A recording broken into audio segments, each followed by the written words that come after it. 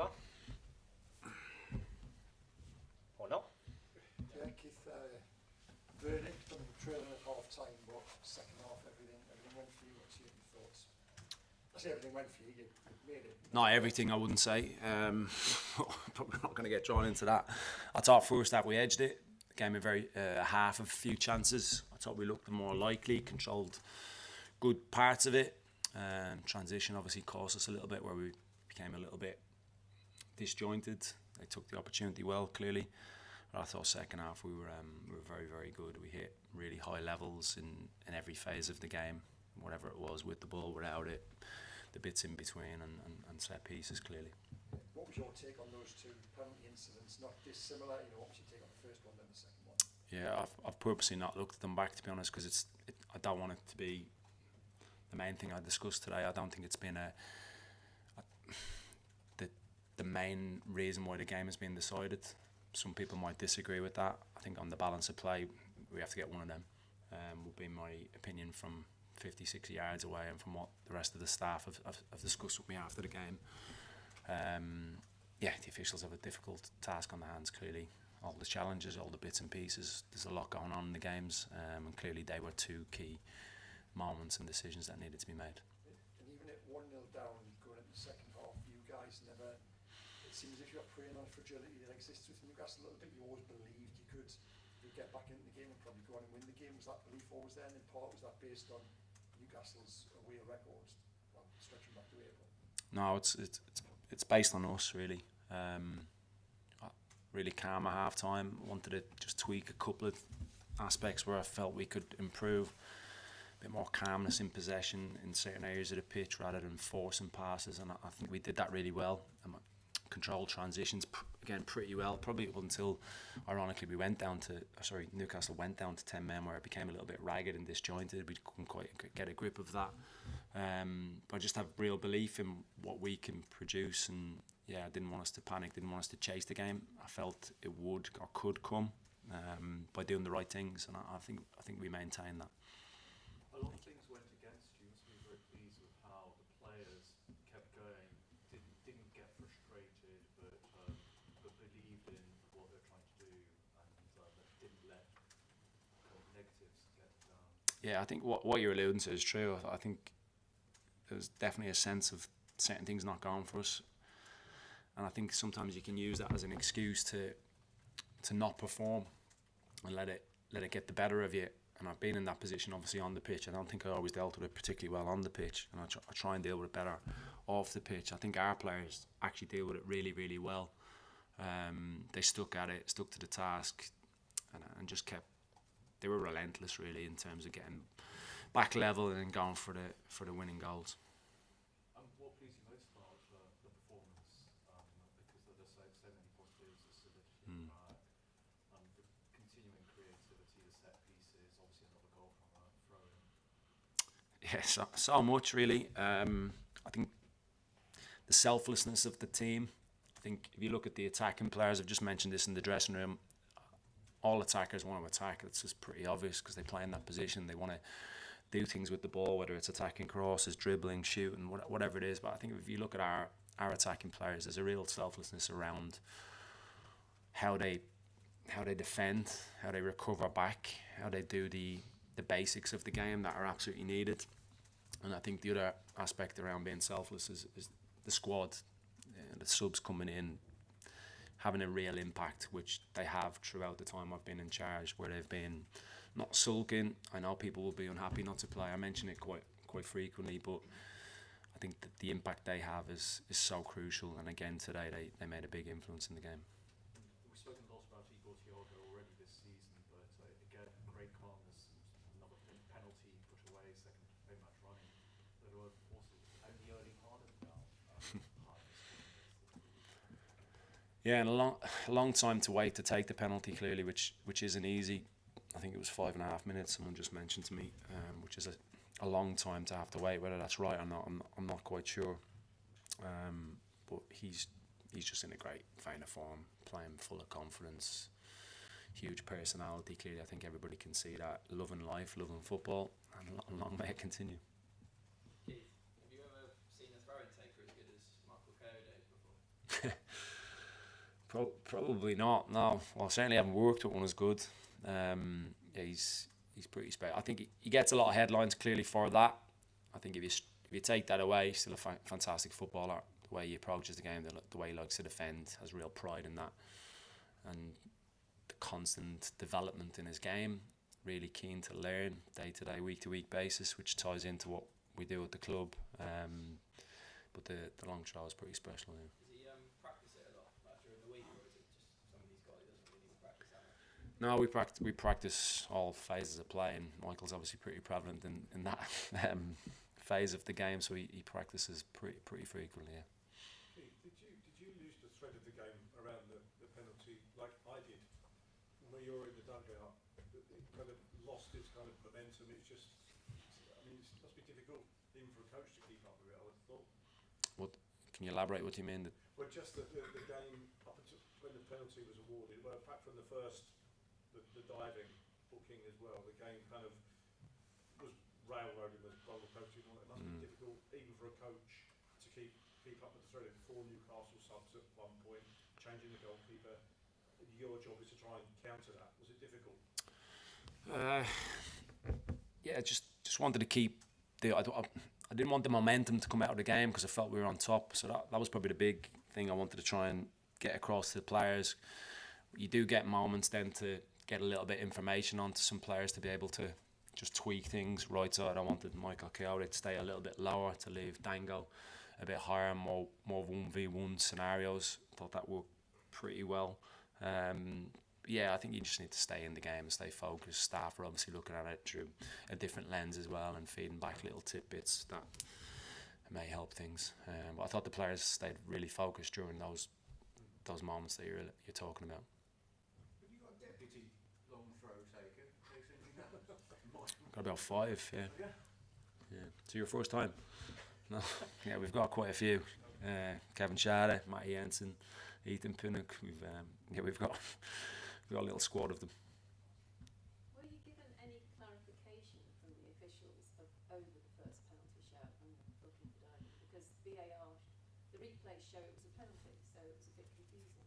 Yeah, like I said, I haven't seen it back, but no, I haven't. I've said this before on a few contentious issues. I don't really want to be the type of head coach that really criticises the officials, because I just don't think it's right. It's a difficult job at the best of times. But yeah, I think from what I'm hearing, it's probably a penalty. But no, I haven't had any explanation around it now. It was on your home form. I think it's only one defeat, and that was to Man City. What do you put that down to, and how crucial is that to be so good at home? Yeah, we want it to be a place where it's pretty uncomfortable for the opposition to come. The performances overall have been of a really, really high standard. It's obviously really important in terms of what we want to achieve and how we take steps forward. So yeah, I think performances inevitably, if they're pretty consistent, they will bring the results, and I think we've had that in pretty much most of the games, and I think the confidence has been growing from that. The boys turn up, the fans are engaged, they're really making connections with some of the newer players and the new team, which it is. It's just a feel-good factor clearly at home. Okay. Thank you very much, everybody. See ya.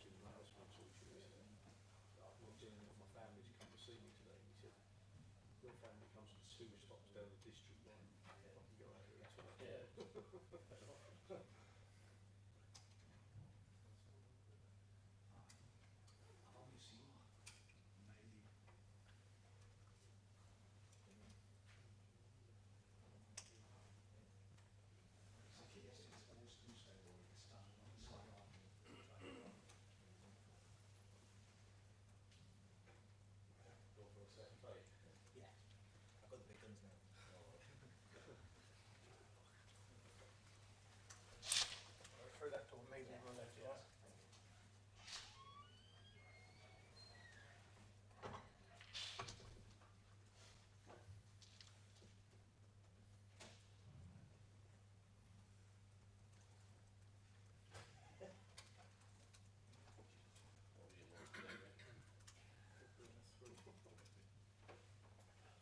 You'll be clamouring for a 5 now. Hey, you'd be desperate for one. I'd give him 4. Burn got 4 from me. It was a disaster. Should have came off after he got away with the other penalty. My bottom wasn't good. Was doing it twice.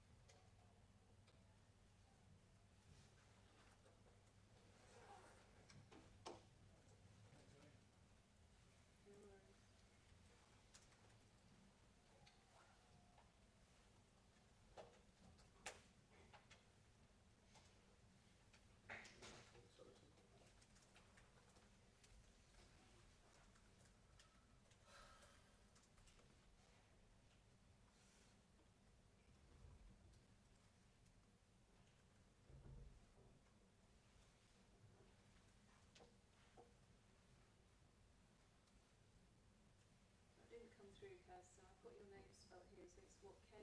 No dot. Yeah.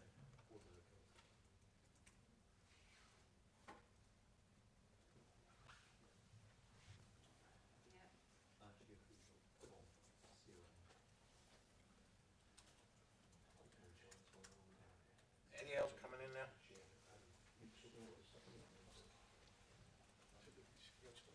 You have to wait till we come through. Hi, bro.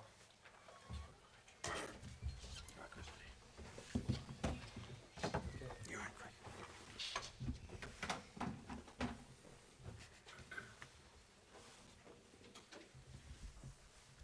Who would like to start, please? Yeah, go on, Dom. Does it become a self-fulfilling prophecy, the away form? Because you've taken the lead twice now, and it's 7 games away from home, but you can't seem to build on that. Yeah, very disappointing that we did get ourselves in a really good position again, and we weren't able to really capitalise on that. I think it was always going to be a really tough game today. It was always going to be, a real physical game with how they play, and we needed to stand up to that. I thought we did in the first half and defended their set plays really well. But one moment really of switching off and a mistake, a couple of mistakes in the build up to their first goal, and we paid the price. And then of course we needed a big reaction to that goal really, and we didn't get it. And very frustrating end to the game. Do you think that problems are sort of coming from, Eddie? Are the players feeling some kind of pressure, or what do you put your finger on? Yeah, well, my initial feeling after that game today is different to West Ham. I think West Ham was a different kind of game today. I thought the players were there. I thought they were present. I thought they gave everything to the game physically. But I think it was clear for me, if you watch Newcastle regularly, we were lacking in confidence today. There was a lot of technical mistakes, which is really unlike us, especially in the middle of the pitch where we're usually really fluent. And that contributed then to putting us under pressure. So I think different feeling to West Ham, different emotions. I think it's really important today that I support the players. And we know we're good players. We know we've got a really good team. But we just need to stay grouped together in this difficult period. You knew who was going to be the throw-ins, the bombardment of the throw-ins. Did the players execute what they'd been asked to do in training?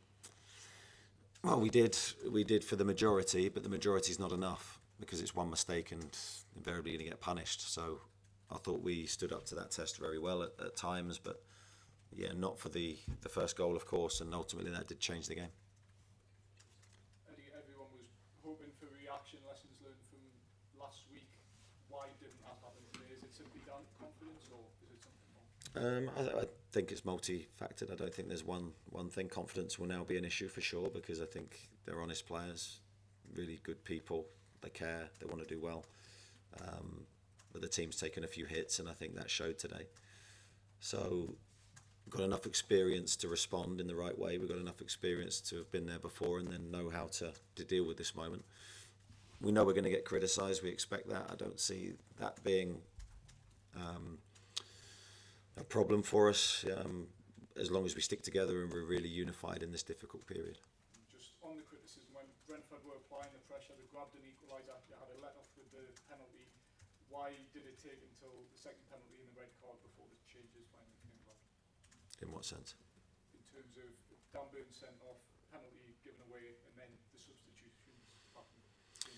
Yeah, I mean, of course we're discussing that as the game's going on, but those moments obviously impact everything, because with hindsight you then go, well, you could have done something before that moment. But with Dan's height being pivotal from the set plays and with Joelinton going off, we then suddenly would have become very small. So they're big calls to make, and yeah, of course with hindsight you possibly make a different decision. But of course in that moment I have to weigh up what I'm doing. Eddie, yeah, Eddie, just on Nick Voldemort, and this isn't a criticism, but has his style impacted you, especially away from home, more than you would ever have realised, given that I think you scored with your only shot on target today? It was Nick's first touch in the box at the time. Is his style his preferred area where he populates the pitch? Is that really impacting you away from home? I don't think it's just on Nick, and I think that's, my job is to protect him and I think he's had a great start to his career here. Yeah, I think we haven't helped him be as effective as he can be, especially today. I thought it was a difficult game for him. Difficult again in the respect that he's the only fit centre forward we have. So again, more pressure and more weight on his shoulders. When possibly I'd like to have made a different decision for him, but yeah, like the team has to do better. We have to do better in helping him and supporting him. He's giving everything currently, and he's given everything since he's been. He's had to take that weight on his shoulders on his own. It's not been easy. But of course, we need to look at also how we're performing away from home, and if there's changes to be made, then we need to make them. Eddie, what was the mood like in the dressing room at full time then? Are any of the experienced players speaking up and simply saying, look, this isn't good enough right now? Yeah, we've got an experienced team, and yeah, but occasionally those players may speak. But I think it was important for me to speak, and it always is important for me to speak and give my message to the team. In times of adversity and difficulty, I think is when your true character is tested and when your true character is revealed. And I think we need to be very calm, but we need to be measured, and we need to be reflective, and we need to then come out of this period with a way forward and a way that we're going to be successful away from home and at home, and get some more points. And what would your message to supporters be who are perhaps looking at this away form and are concerned about where the Premier League season might be going? My message is that we know it's not good enough, and I take full responsibility for that, and the work to putting that right starts now, and that's all that I can do in this moment. Any update on the injuries, Anthony Gordon as well as Jolinton, Nick Pope? What information do you have? Nick Pope suffered concussion, and that's why we took him off. As soon as we were made aware of that, then he was withdrawn. Jolinton, I'm not sure, it looked like a knock, but I haven't had a full discussion or debrief from the medical team on him. Anthony, yeah, is a minor injury, so he'll miss England. I think that's it. Is it a good thing to have the international break coming up now after a couple of results in the league like that, or would you have preferred to have the players still together? Yeah, I think I'd have preferred another game quite quickly, but maybe the period of reflection and the period to allow us to reset is a good thing. We will work hard during the break, and I think the biggest thing is to make sure we stay together and we're motivated for what's to come. Chris and then Kieran to wrap up, please. Eddie, last year you obviously had the low of coming here and losing that game, and then afterwards it was sort of a reshuffle in the sides, Andrew Talon moved to number 6. Do you see that there needs to be a fundamental reset away from home in terms of how you approach those games, or was it not as simple as that? Well, if there is a reshuffle, it needs to be done in the right way. It needs to be done with analysis and then detailed thought as to how the team's going to go forward. And I'm not adverse to that. I mean, never going to do the same thing continually, and we haven't done and expect a different result. I don't think that's right. So if there is changes, we'll look at it, and we'll try and figure out what those changes need to be. You mentioned losing the lead at West Ham last week, then yesterday. I think you've lost three times in the last 5 you've taken the lead in a game. You've lost them. I think it was the previous 56 before that. Where do you think that issue has come from? I think it's probably associated with our lack of goals, really. I think there's, going 1-0 up today, you'd expect us to capitalise on that and establish ourselves as a stronger team in the game. I don't think we did. I think we became weaker in the game for the goal, which was the same at West Ham. So that's a big frustration for me. I want my teams to attack and to be continually looking to score. We don't look like that team currently. So that's why I said earlier, we have issues to fix. There's no doubt about that, and the process for that starts now. Kieran? Dan, ahead of this game, said this was a game to earn your money as a player. How frustrated are you that you come to another tough away ground, having done well at home again midweek, and then it just doesn't come together yet again on the road? Yeah, I can't sort of give you a satisfactory answer to that, because it's not satisfactory, the fact that we haven't done our jobs and we feel we've let everybody down. I think when you do that, when you make mistakes, it's not intentional from anyone, and all you can do is hold your hands up and go, right, okay, let's try and fix it, and that's what we're going to try and do. I mean, you look at the table now, 2 points above the relegation zone. Is that a concern for you, confidence, and if you're getting results say at home, but then if it keeps happening away, can you kind of get dragged into a place you don't want to be? Yeah, absolutely. It's the wrong end of the table for us, but it is what it is. That's the reality. We can't change it. All we can do is affect our next performances to try and change it, and We knew potentially the start of the season would be slightly choppy for us as we entered into a transitional period with the team. But there's no excuses for us. As I say, we take full accountability for what we're delivering, and only we can change it. Thanks very much, everyone. Yeah, he won't go with England. Yeah, it's 12 days, I think. Thank you. Thanks very much.